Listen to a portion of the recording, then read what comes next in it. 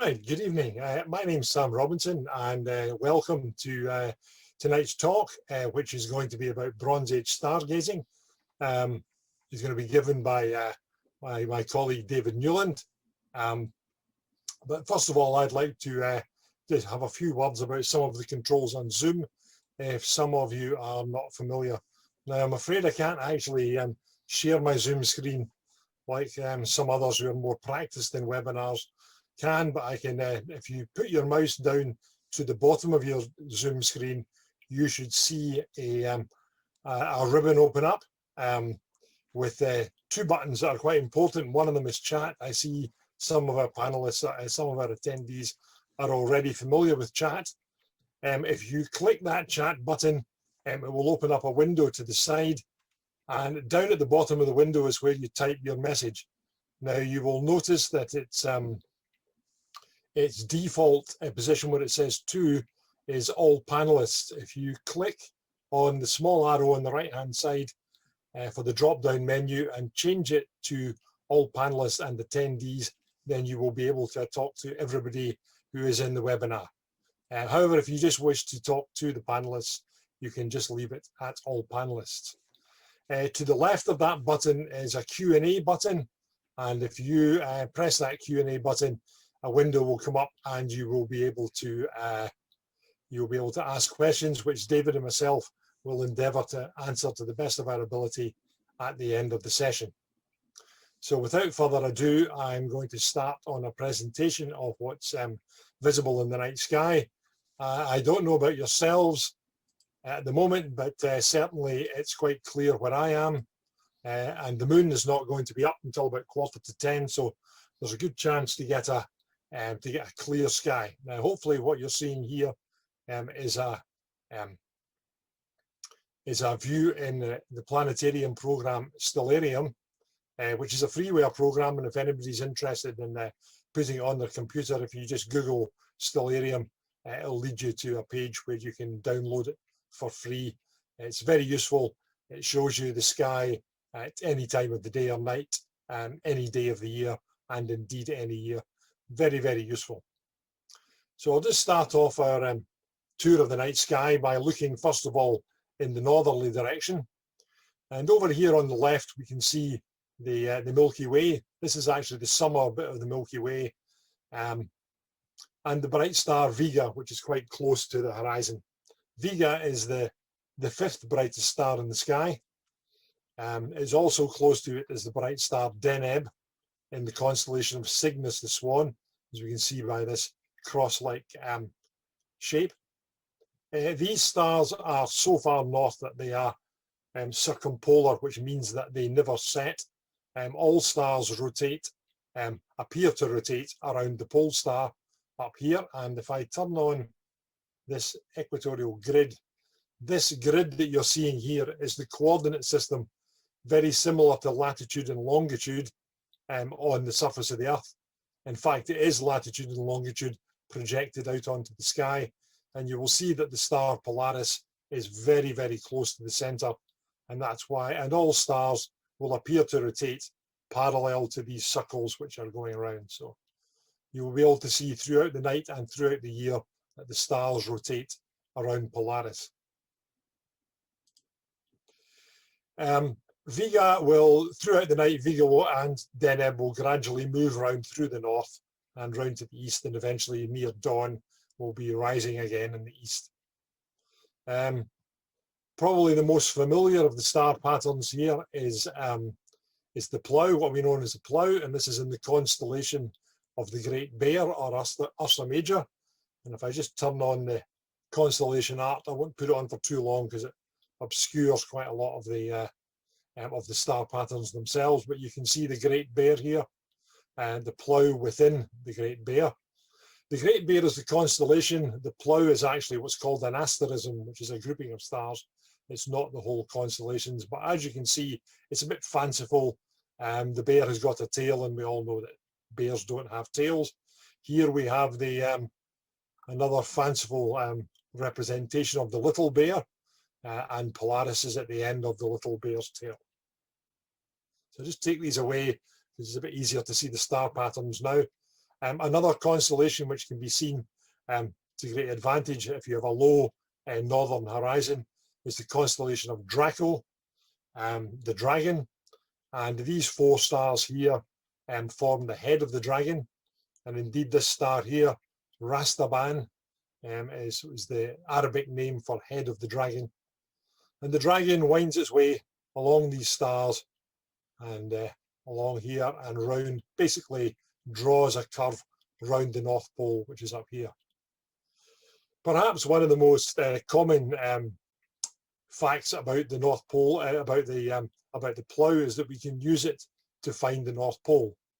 And if we take a line from these 2 stars here, Merak and Dubhe, in the end of the body of the Great Bear, and project them maybe 5 or 6 times the length, we come to the bright star Polaris, which, as I've shown you previously, is almost exactly at the North Celestial Pole.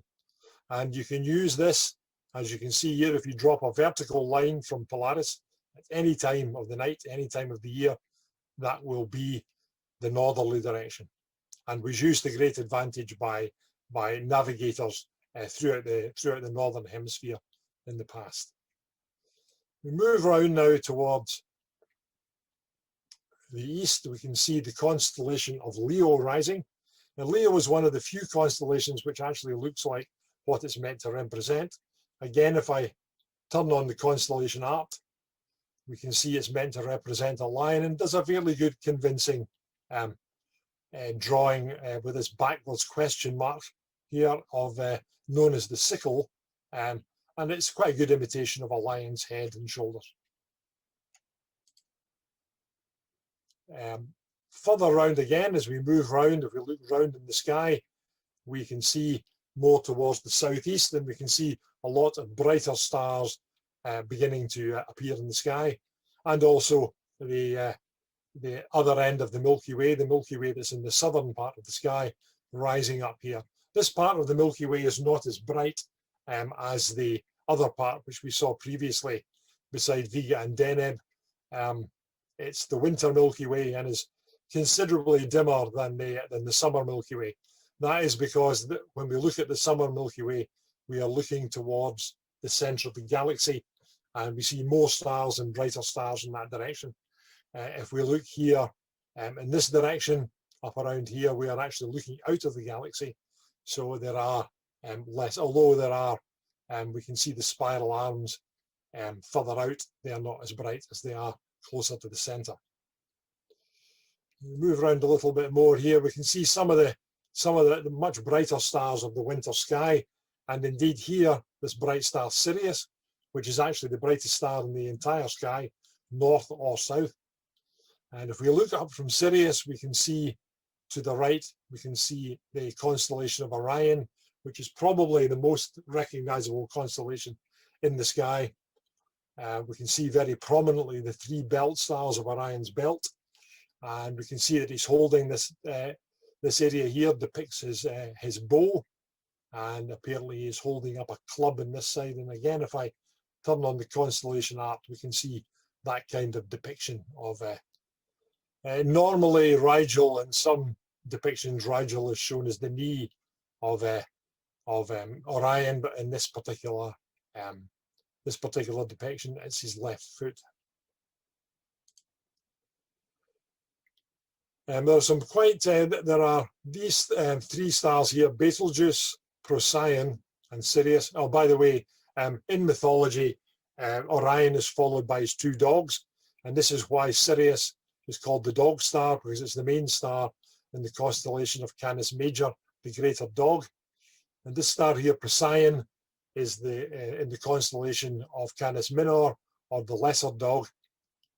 And these 3 stars together form pretty close to an equilateral triangle and are known as the winter triangle. I think this particular pattern was first popularized by the late great Patrick Moore on one of his Sky at Night programs way back in the 1950s, I believe.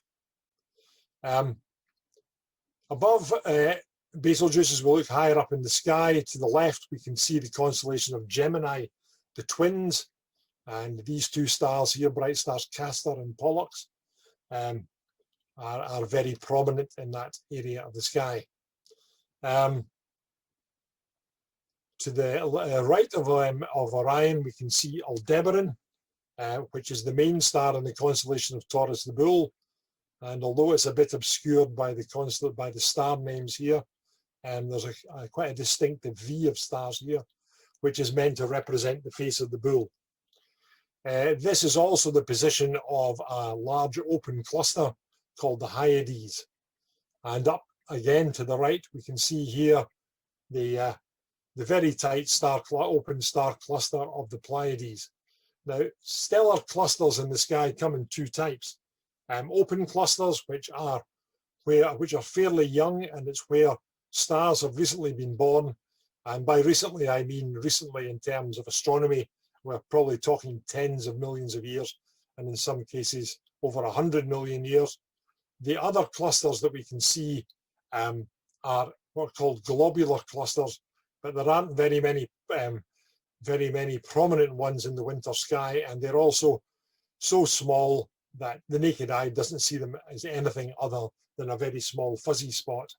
And unfortunately also, because the center of the Milky Way galaxy, they're spread out around the galaxy fairly evenly, and because in the northern sky we're looking away a lot of the time from the center of the galaxy, we don't see as many globular clusters as can be seen down south. So I'm not really going to discuss them tonight, since this presentation is largely about what we can see with the naked eye and perhaps with a pair of binoculars.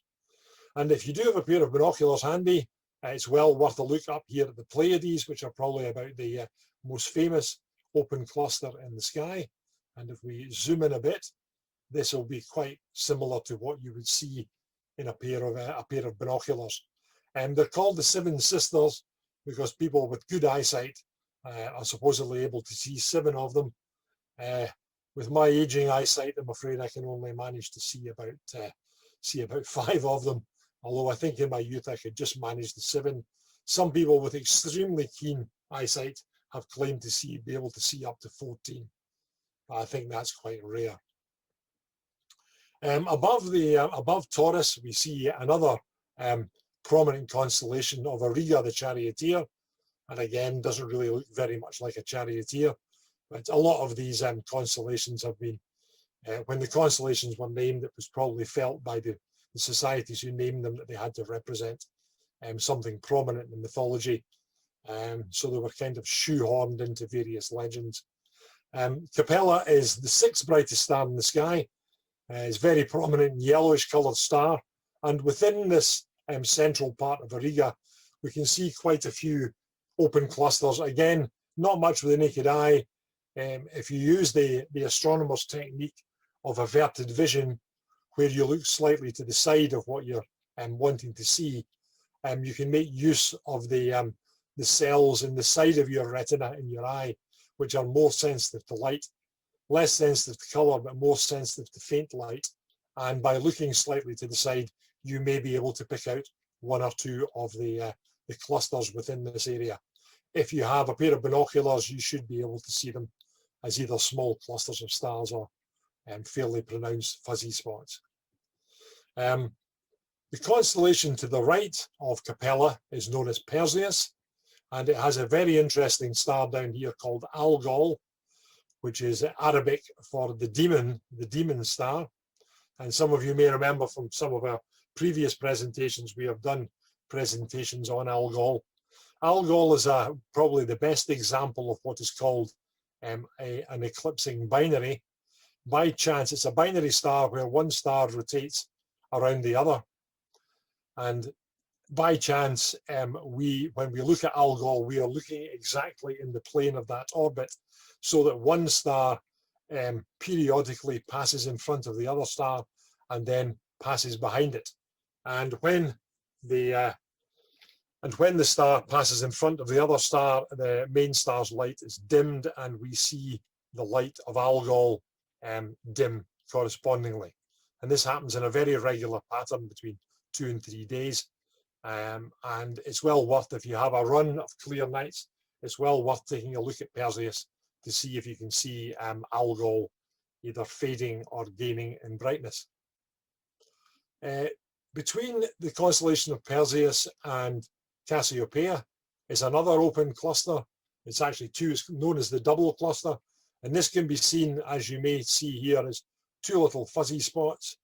But with the naked eye, you can't, at this time of the year, if you have a dark sky, then you can see them as two fuzzy objects. And if you have a pair of binoculars, if I zoom in, you will be able to see that they're actually become quite a pretty sight of two open clusters of fairly young stars. We zoom back a bit here now, and I'll just turn the sky back around to something that's a bit more easily recognizable here.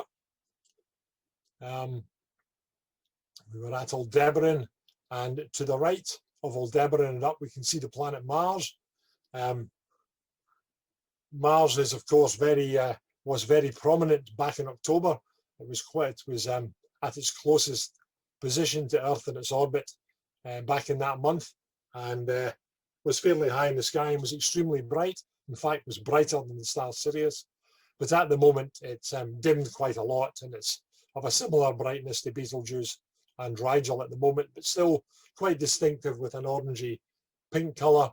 And if you have a pair of binoculars, you'll be able to see that colour even more clearly.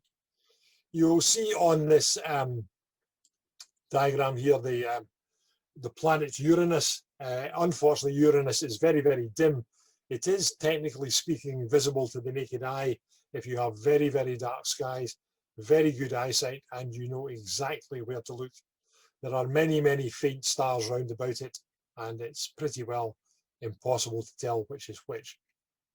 If we look over here now, this is the setting in the west, is the constellation of Pegasus, this square, known as the Great Square of Pegasus, and can be, when it's high in the sky, earlier on in the year in the autumn, it's a very good gauge of how dark your sky is. If you count the number of stars within the Great Square, it's a very good gauge of how dark your sky is. Most of the time, the only stars that you can see are this prominent pair here, this one over here, the bright stars, these two here and here.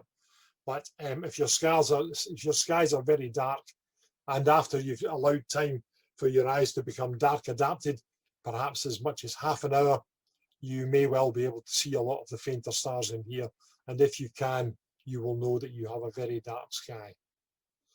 And lastly, in this area, we can see over beside this star Merak in the constellation of Andromeda, we can see this object here, which is the Great Andromeda Galaxy. What we can see with the naked eye is actually just the central part of the galaxy. In reality, it's actually quite big. It's a lot bigger than that.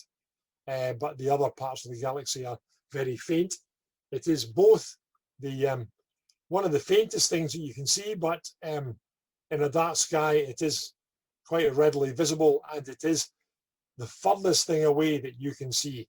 It is about 2 million light years away, and the light that we see coming from it, because of the speed of light, is 2 million years old. So we're not seeing it as it is now, but as it was 2 million years ago. So I think I've just about covered most of the prominent constellations in the sky at the moment. One other thing I'd like to mention is, unfortunately, right now there is a passage of the International Space Station low down in the south. It runs from, you'll see it run from right to left, and it'll travel from here in the southwest up to an altitude of about 10 degrees and then back down in the south-southeast. So it performs this rather small arc, but unfortunately it's happening now.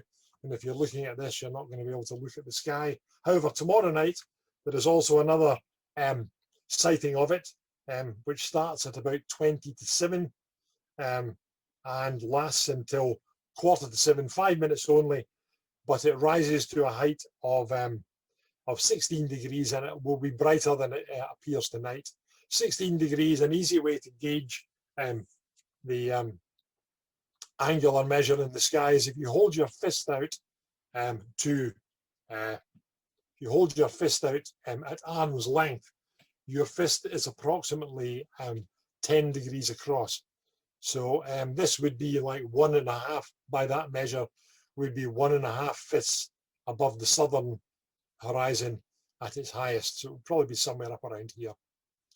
Tomorrow, on the 3rd, on Wednesday night, it will be even higher and brighter. It will be 20 degrees up, which is about 2 fists. And it, again, is visible at between 5 to 6 and 6 o'clock. If you Google the website called Heavens Above, if you do that, you will find on that website predictions for the International Space Station. It's usually labeled ISS.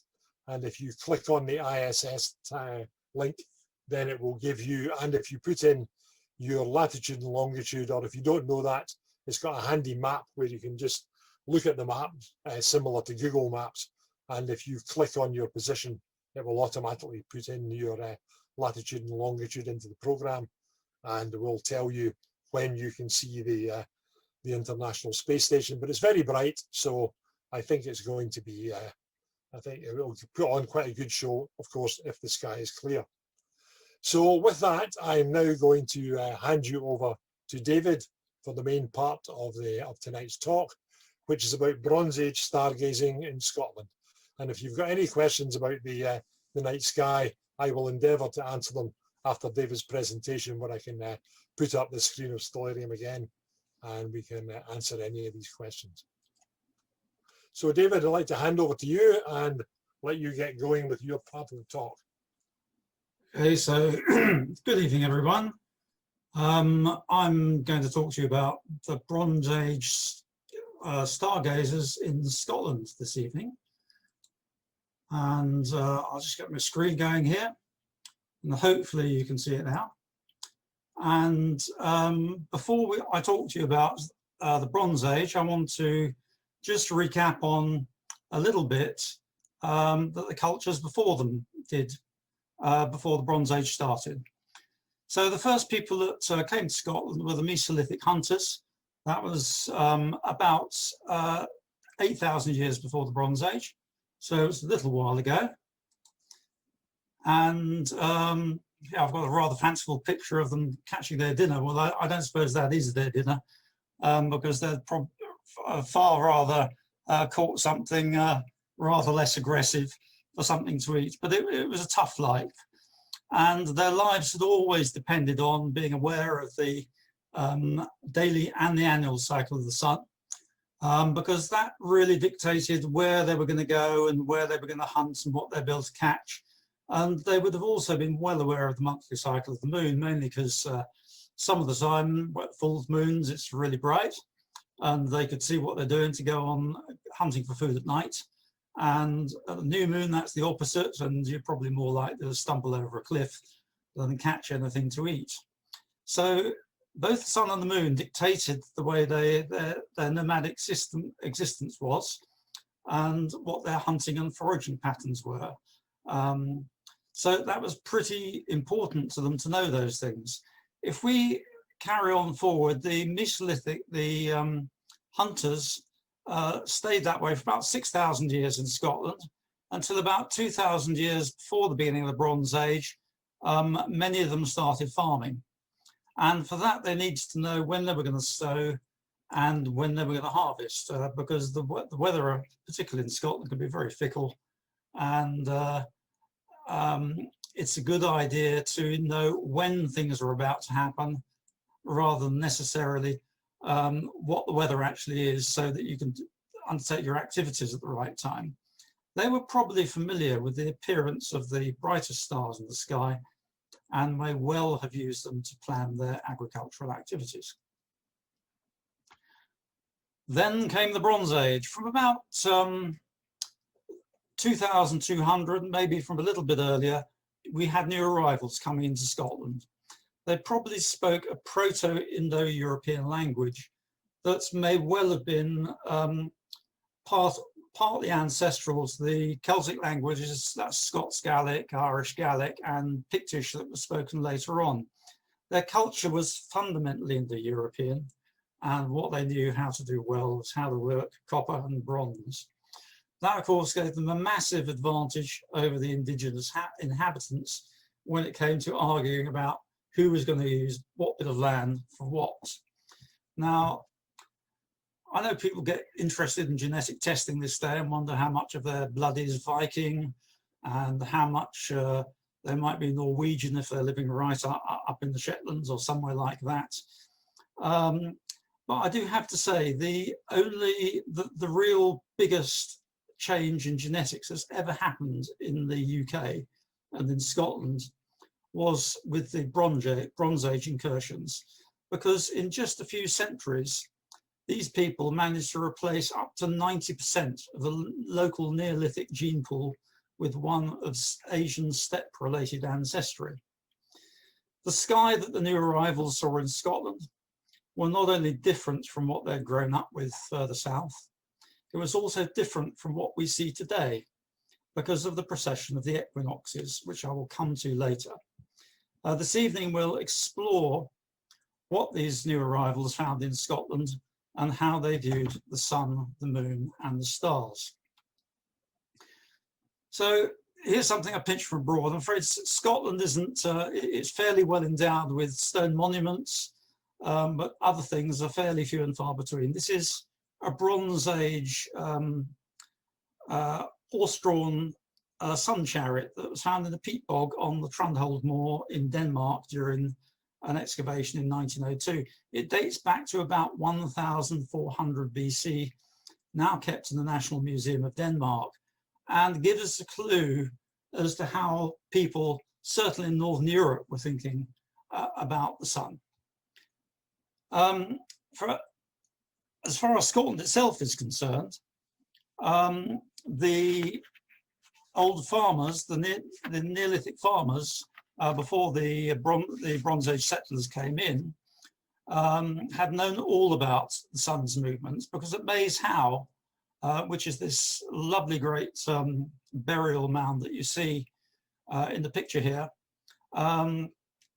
they orientated this totally to pick up the solar solstice issues. And here around on the southwestern side, you can see the entrance to the mound. There's a stone passage that runs into the mound for over 9 meters, and around the winter solstice, the light of the setting sun penetrates the entire length of the passage to the central chamber, illuminating the far wall. It's quite possible that the builders might have believed that the bones of those who lay within would be able to participate in a perpetual cycle of death and rebirth, along with the newly strengthening sun in the new year. Moving a long way south, down to Ballacroy, this is in Kintyre, when it got to the Bronze Age folks themselves set up a row of 3 standing stones. And from the central standing stone at midsummer, the sun sets in the coal on the island over there, and between that and Corvan on Jura. In 1800 BC, the sun's last appearance would have been a brief flash on the right side of Corvan before sinking from view. Here's someone that's tried to get the picture. The sun sets in a slightly different position to what it did in 1800 BC, but this is pretty close to the impression that they were giving with it. From the northern end of the road, the midwinter sun sets over the island of Cara, so they managed to get both items in by setting up those stones like that. What I want to do now is move on to the moon. There's the moon. It's a pretty irregular beast compared to the sun. It changes shape throughout the month. Sometimes it's a crescent, sometimes it's a full moon, sometimes it's just a sliver. And it also rises and sets in many different places. By comparison, the sun is a fairly predictable beast. It's always coming up in the same place and setting in the same place. And the only thing that changes that is the time of year. But the moon is all over the place by comparison. And there is a good reason for that, which I'll take you through here. The lunar orbital path is shown on this diagram. And over on the left, we have got the Earth. And the axis of the Earth, this is the north end, and that's the south end. lies an angle of just about 23.5 degrees. Off right angles the ecliptic. The ecliptic is along here, and I've been told to explain what the ecliptic is. I'm sure most of you know, but the ecliptic is the path that the sun and the planets appear to take through the sky during the course of the year. And the point to be made is that this is the moon over here on the right, and the angle of the lunar orbit is actually about 5 degrees different from the ecliptic. So it's going around in a slightly different path to the sun. And what's more, if I move on to this another slide here, it actually changes. So in grey, we have the ecliptic going around here. Sorry, in yellow, we have the ecliptic and the path of the sun, and in grey, we have the path of the moon at its 5 degree angle. And there are 2 points where the 2 paths intersect. So one's called the ascending node and the other's called the descending node. And basically those nodes both rotate around the ecliptic, and the length of time they take to complete a complete rotation is about 19 years. In fact, it's 18.6. And it appears that this was well known to some of our ancestors in Scotland. If you go up to Callanish, at Callanish, they put up this lovely stone circle. It's got 5 connecting rows. They built it between about 2900 and 2600 BC. And I have a plan of it just here. It's quite an early plan because people have been interested in this for a long time. This one was put together by a guy called Somerville. And here in the middle, we have the stone circle itself. And even in those days, he was noting that Capella was rising along the row of the avenue, a little bit to the east of north. And he noted the direction of the full moon rise. That's probably the moonrise he's talking about there, which is marked by these 2 stones here and here. And in terms of the landscape, the builders put this monument in, they cleverly chose a place where many of the other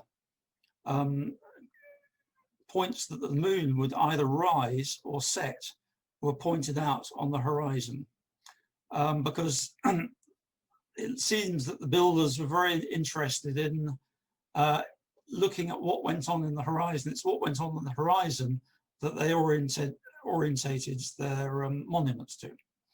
Anyway, this temple was a circular temple. And in the 6th century BC, a Greek historian was actually writing about it, Hecatus. And he was writing of stories that were very ancient even then. They probably didn't date back to when Callanish was built, but they probably dated back to the Middle Bronze Age, because he says that the Hyperboreans, that is the people who lived in the far north of the world, had a legendary temple on an island situated in the far north of the world.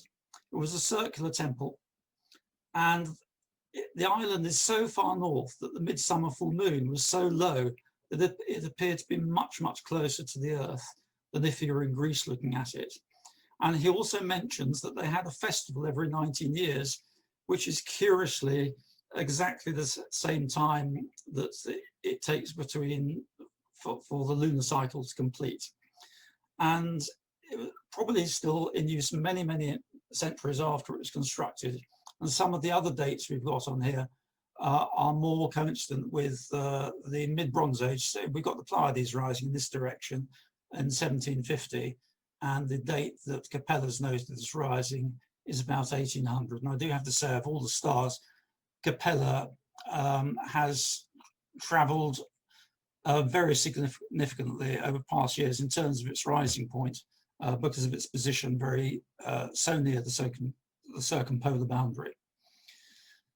Moving on, we have, if we move down to the south, to the southeast, there are a collection of burial cairns very much in our area, in the Inverness area.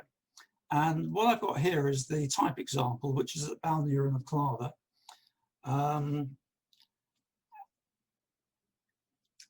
A little map of where these are all found. You can see how closely they're focused on the Inverness district. This is Inverness just here. Ballynearan of Clava up near Culloden, somewhere in this area. And we've got a few outliers in our direction. So just north of the Lark Sky Park, we have these three here. And typically these are found along river valleys. They have a clear southwestern aspect, and they're all built with retaining curbs and surrounded by a stone circle. And the entrances are usually orientated towards the southwest. One of the ones close to us in the Dark Sky Park's Lagmore West. This is situated high above the confluence of the River Arn and the River Livet, the Arn and the Spey at Ballindalloch. 4 of the stones of the circle are still standing, the tallest being about 2 meters high. A 5th one's fallen. Inside the circle, there is a cairn that's hiding in the middle here in the long grass, what's left of it. And the entrance through the passage was actually from this stone where this capstone is at the front, going in that direction. So as you come towards me, that is looking out to the southwest.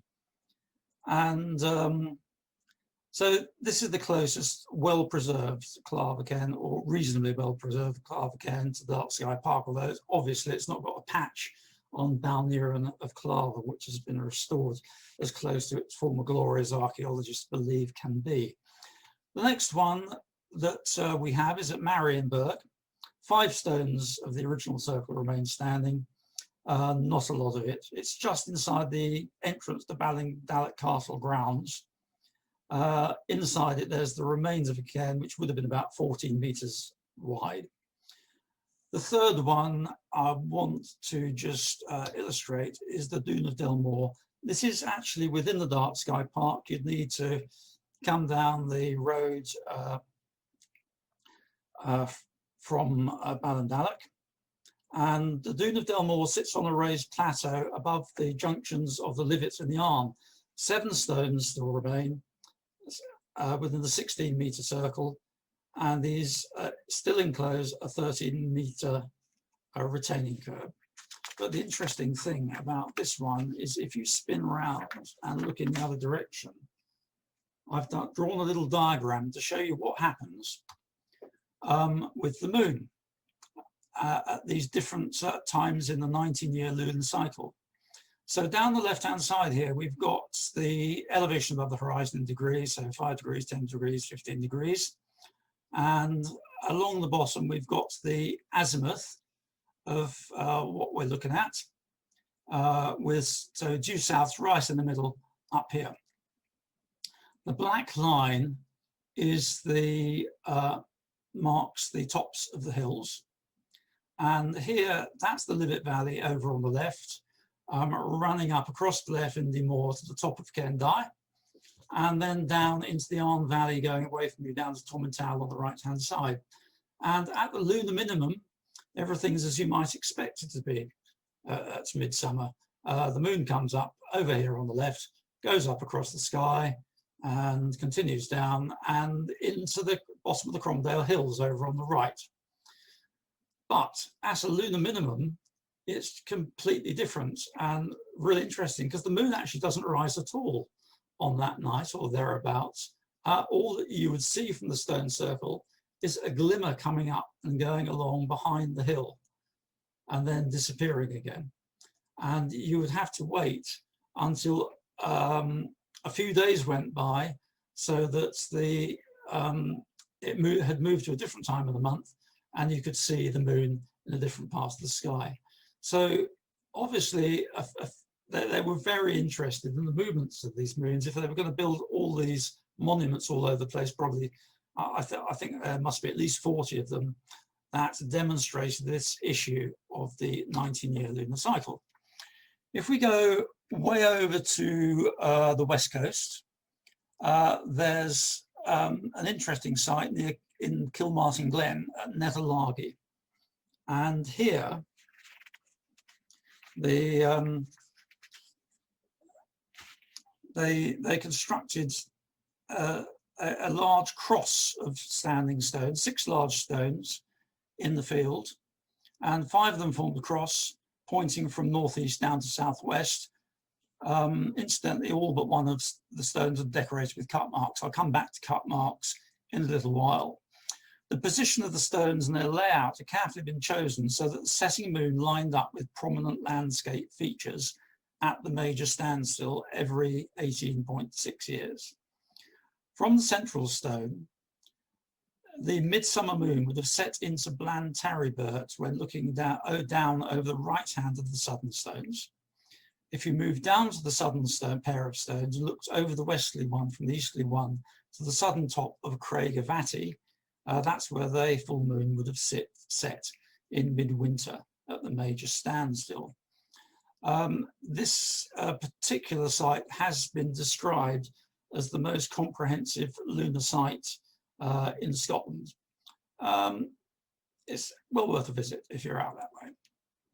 Moving on to the stars. Now, the early inhabitants of Scotland probably didn't realise large groups of stars as constellations in the way that we do today. What Stone Age societies usually recognise is individual stars or small groups of stars as individual or small groups of animals or people. This image shows the central asterism of what we now call the Great Bear. A lot of people will refer to this as the plough, but in the distant past, this was portrayed as a bear hunt.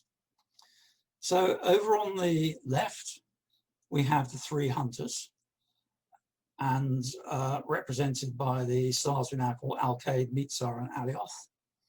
And they're pursuing a bear, which is represented by the 4 stars over here, Megrez, Fad, Merak, and Du.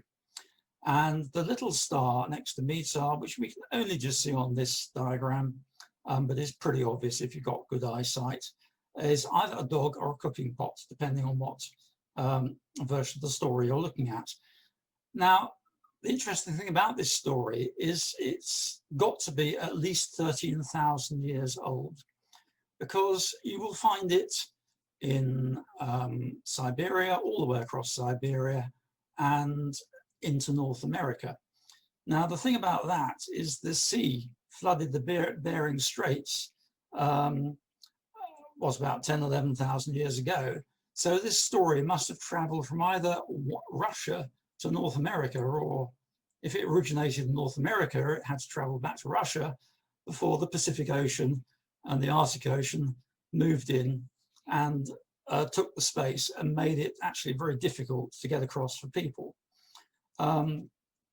So it's very probable that the Mesolithic folk in the north of Scotland brought a story with them that's very similar to this, particularly as it's ended up being known as a bear down through the ages, through the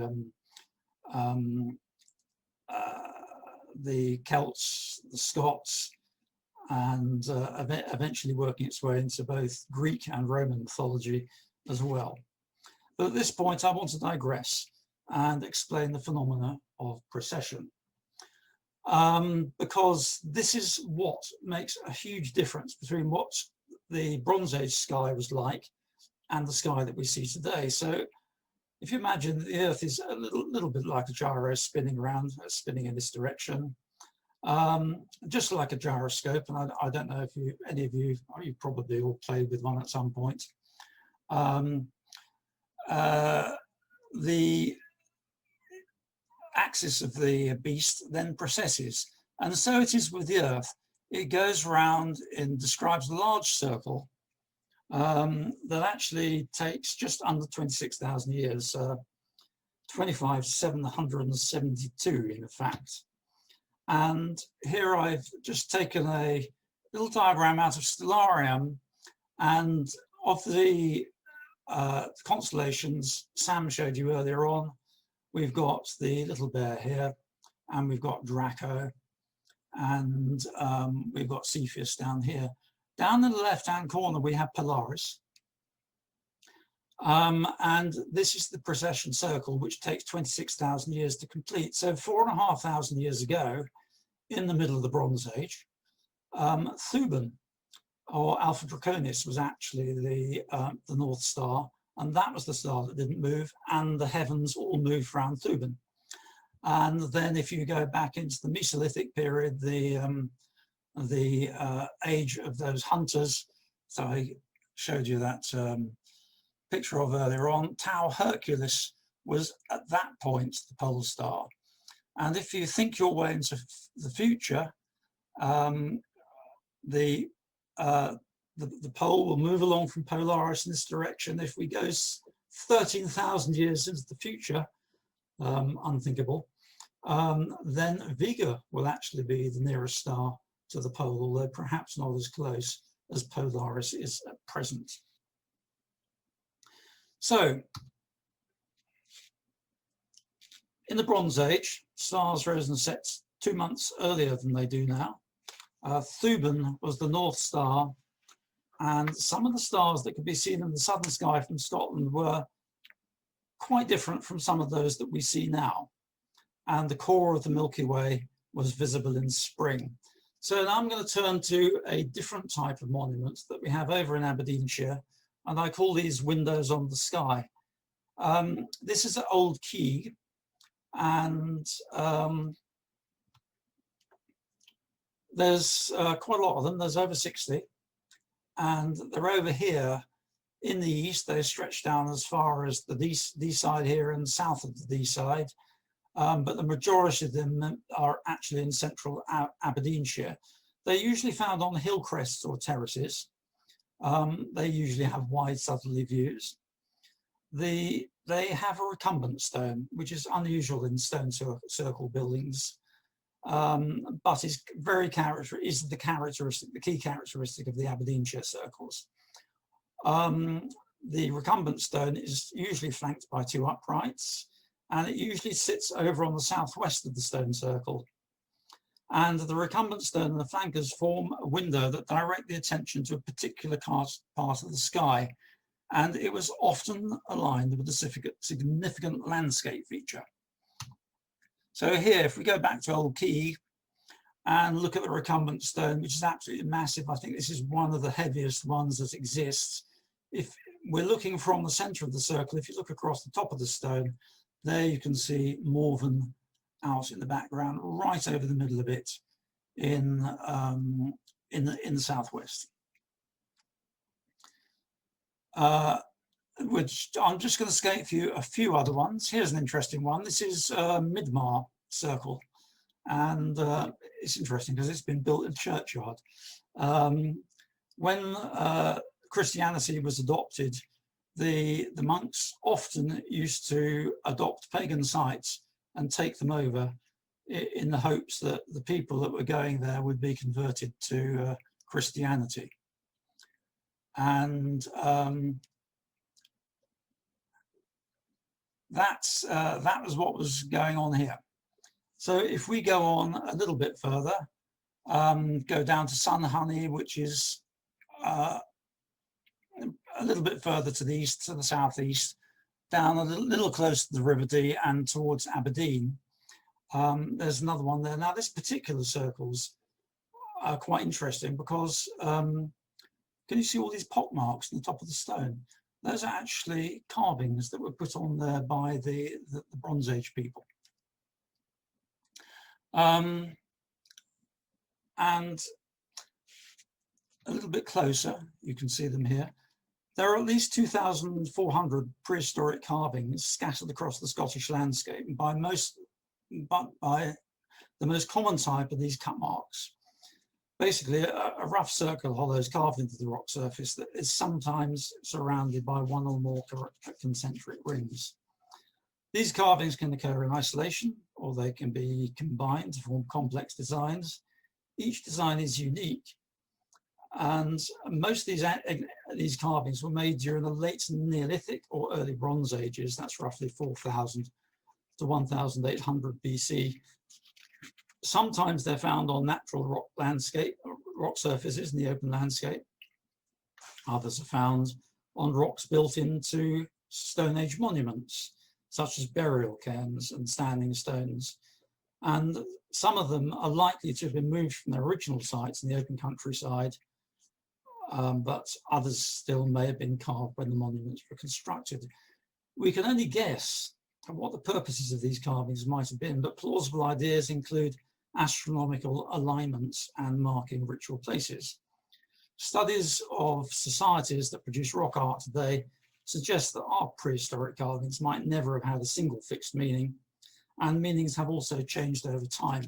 Like, we did get to the point several hundred years ago where people were leaving milk and things in some of these cut marks on rocks to propitiate the fairies and bring themselves good luck. So things change over time. I'd like to now move down to Tom Lavery on Deeside, which is a particularly good example of a recumbent circle. This one's principal summit is aligned on Loch Nagar at the back there. If I go a little bit further, that will be a little bit more obvious. So here's Loch Nagar. You can see it fairly clearly in the background, right bang over the top of the central stone. Now, this window drew attention of the inhabitants to some of the most significant astronomical events in the year. For example, at the midsummer full moon, it will set into the recumbent stone. Yes, I've already explained that the moon's a bit unpredictable, but actually it will set somewhere in the range of the stone during the lunar cycle. Here's another simulation, and it shows Orion, which seems to have been quite a significant constellation for them. It's one of the brightest and most obvious in the sky at the time it's up. And this actually sets into the window on the stone. So you can see the two uprights either side, and his feet or knees are just about to disappear into the recumbent stone. Here you've got another example. This is the winter solstice sunset, and the sun sets bang into the center of the stone in the winter. So I'm not going to call this an observatory, because these people didn't have the ideas of accuracy that we have with looking at astronomical phenomena. What they were doing, I suggest, is commemorating what actually happened and how it related to their culture. In the spring, the Milky Way will actually also set at the equinox into the stone. And that Milky Way was a lot more obvious than it is to us today, because I don't know how clearly you can see that.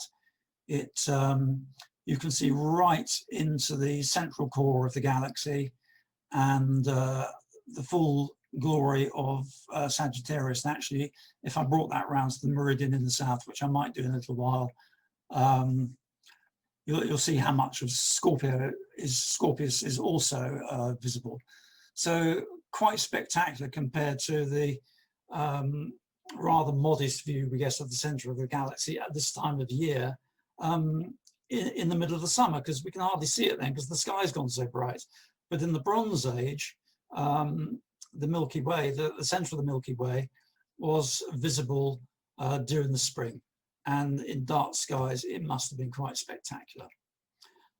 Moving on to Rothy May. This is another stone circle. I'm afraid somebody's really marmalised that one. There's only a few rocks left. But the feature of interest is actually the stone itself, and it's all these carvings on it. I don't know if you can see down here, but you've got lots and lots of these cut marks. You've got more over here.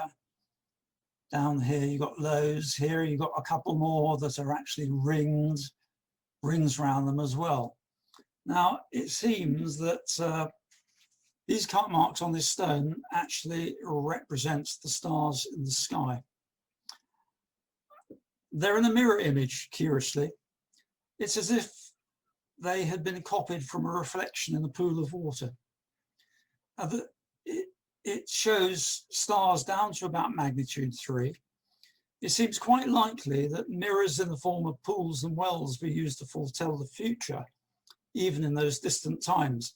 Long time. The word speculating, it meant looking at, trying to foretell the future. A speculum, now a medical term for a mirror. Some of the stars are highlighted by circles, mainly the brightest stars, but not all of them. So ones of note are over here in the constellation of Orion. They've circled or highlighted the importance of Betelgeuse and Rigel. Down here, this one, number 51, appears to represent the Pleiades rather than a single star.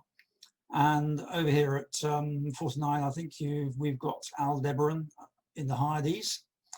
And over here we've got other ones. St. Cygnus, Deneb has been highlighted, Altair, Vega, strangely Alpha in Cepheus rather than the more obvious one. This is Thuban, which had to be significant because the whole sky was actually rotating around that one. One thing, if you have a close look at this, you'll say, well, hang about a minute. Some of the zodiac constellations are missing. And that's absolutely right, because the 12 constellation zodiac, I won't say it hadn't been invented then, but they certainly weren't aware of it in Scotland, because at that time it was being invented about 2,000 miles away by the Kurgan culture between the Black Sea and the Caspian Sea. So that was going to take a while later to get to Scotland. And I have to say that the ones that are missing from here are the faintest ones. We're thinking about Aquarius, Capricorn, Pisces, Cancer, for example. So since those were rather fainter, they weren't attracting as much attention for the Bronze Age astronomers as the ones that you see on the stone, I would suggest. Curiously, Arcturus isn't ringed in the same way as the other highlighted stars over here, although I think on further examination there might be a faint, much larger ring around that stone.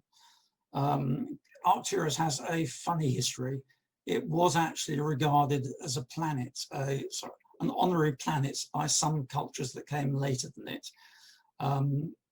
So I'm not sure what was going on there, but when the ice gets off the rock, I'll be down there just having a feel of it and checking whether that's a larger circle, which appears to be on there, is actually there or not. The circumpolar stars were probably seen as eternal unchanging because they never set, and that would have included Vega, Deneb, Cap, and Alpha. So here they are. Here we've got, and this was the circumpolar situation in those days, and it's probably worth drawing your attention to the fact that I don't know where my cursor's gone. The top of Leo was actually within the circumpolar circle. That's Denebola, Zosma, and Algeba. And the whole of the kite, or Bootes, was actually circumpolar. And the whole of Hercules was circumpolar. So these stars, because they were always present in the sky, could well have been regarded as the realm of the gods.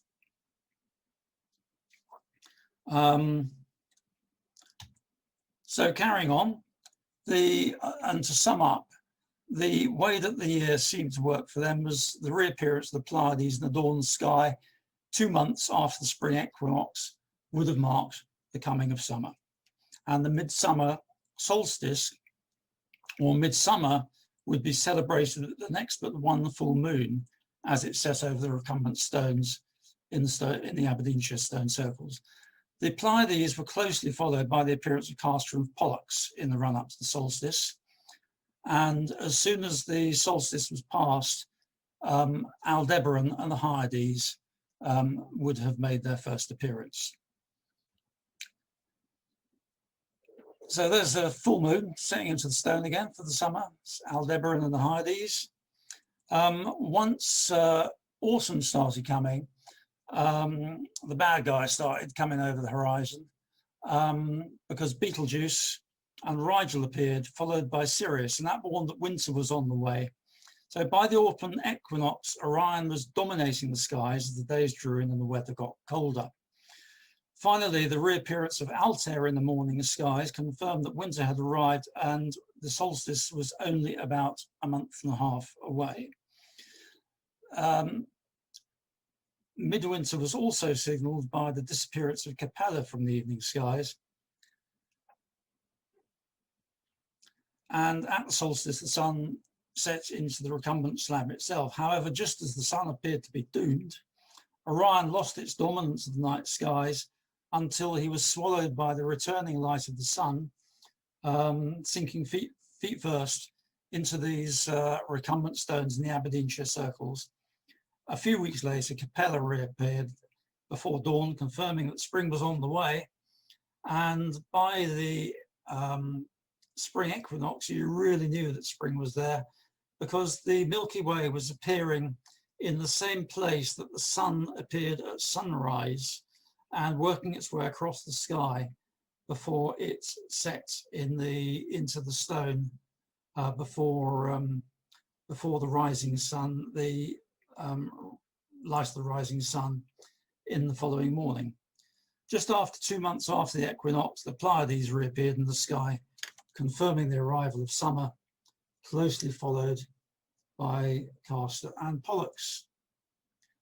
And that takes me to the end of my presentation on the Bronze Age stargazers. We hope that you found tonight's both interesting and enjoyable, and we will now attempt to answer any of your questions. We'll do our best. All right, David, there are some questions from Helen Geddes. Particularly the first question is, Helen is interested in the genes that were replaced by the Bronze Age settlers. Do you have any further info on that? I don't have any further info, and I would need to look up the source and get back to her. But yes, we're getting to the point when archaeology doesn't just consist of looking at stones, because we do have genetic information to look at. So we, from some of the megalithic monuments, the Neolithic ones, we have bones which have been analysed, and obviously after the coming of the Bronze Age people and the Belbeka culture, they've got some genetic material that they found from those. So yeah, I'll have to try to get back to you on that one. Helen has another question on, does precession influence the movement of the magnetic north? Helen, I don't think it does. The position of magnetic north appears to be more governed by the way the Earth generates its magnetic field, which appears to be internal. It appears to happen in the outer core of the Earth, which is composed of liquid metal, and the movement of that liquid metal generates the magnetic field. But as far as I know, there is no influence in magnetic north. But if I do find out otherwise, I'll let you know, because the movement of the magnetic pole is something that we aren't really totally sure about. So it is a possibility, but I don't actually think that it has any great effect. Precession really is the angle of the axis. The axis, I can see from your latest question, Helen, that the axis doesn't shift relative to the rest of the Earth. It's the whole of the Earth itself that is actually turning. The axis, along with the rest of the Earth, is turning in that slow circle over a period of 26,000 years. So I don't think so, but it's perhaps worth having a Google on that and having a look to see whether there is any influence, because as we know, things, theories do change over time. Yeah, I can't add anything to that, Sam. Yeah, as far as I'm aware, there's no connection between magnetic changes and precession. The magnetic north does flip periodically. So north becomes south and south becomes north. And that has been found by examining deposits parallel to the Atlantic ridges. And they have discovered from those that the regular week, I'm trying to something like for a flip fairly soon now. Indeed, yeah. We've got another question in the chat. Marcus has asked, were most of the Cairngorm stone circles simply aligned to the solar calendar due to them being located in valleys? Well, it depends which you're calling the Cairngorm stone circles. Do you mean the Clavicairns? I think Marcus must be meaning the Clavicairns because they are being located in valleys. They are, but one of the things that's quite conspicuous is that they only chose the valleys that went from southwest to northeast. For example, the Findhorn Valley that goes in the opposite direction doesn't have any. So they were obviously deliberately choosing places that could see south, southwest, northeast. And that's right. Pretty well the case with a different type of monument, the recumbent circles as well.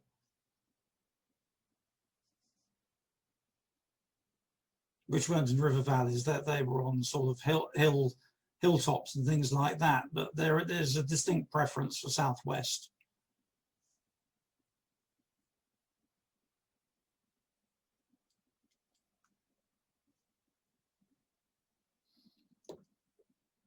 Are there any more questions, anyone?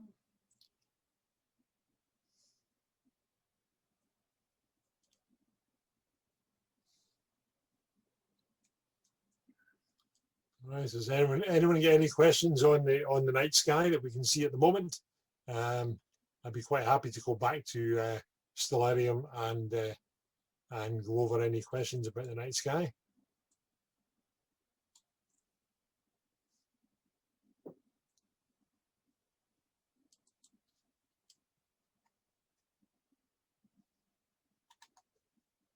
Well, if we don't have any more questions, I'd like to thank David for his presentation on Bronze Age stargazing. Our next presentation is going to be in a month's time about the sun, our very own star, basically how the sun works and the influence that it has on the solar system, and particularly on the Earth itself. And that's going to be taking place on, I think it's the 3rd of March, but you can if you Google Cairngorm's Dark Sky Park, then you'll be able to see on our website that that there's a full calendar of events going through into next year, so you can get more details. And there is a link there as well. If you're interested in that talk, you can register for that talk right now, going through the link to Zoom, and indeed to YouTube if you prefer to be watching it on YouTube. So in that case, with no more ado, I'll thank you all for attending, and we look forward to seeing you next time. Thank you very much.